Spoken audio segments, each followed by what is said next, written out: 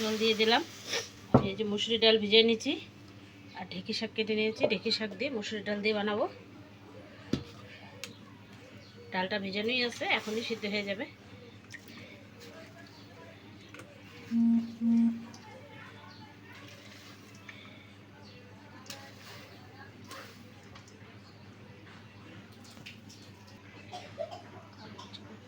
লবণ দিয়ে দিব।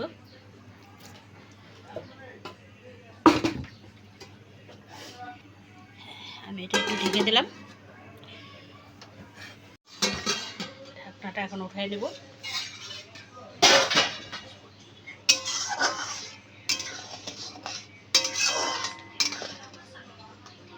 ডাল সিদ্ধ হয়ে গেছে।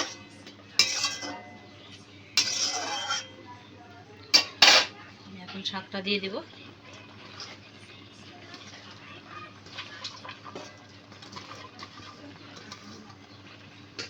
এখানে আমি 2-3টা লঙ্কা ফাটাই নিয়েছি।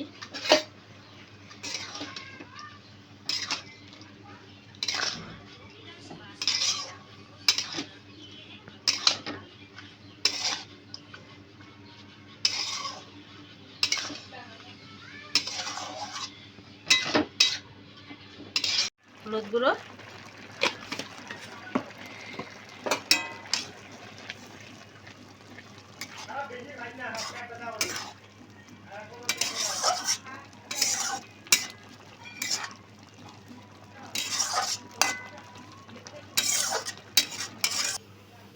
এখন ডালটা সম্বাদ দিব।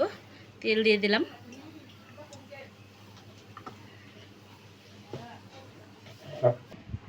এখন রসুন,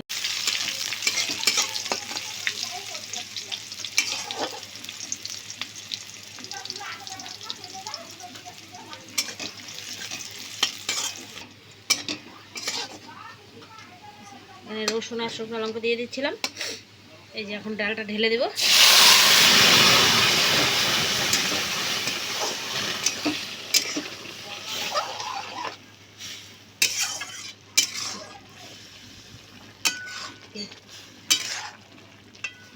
হ্যাঁ, এটা এখন হয়ে গেছে, এটা নামাই দেবো।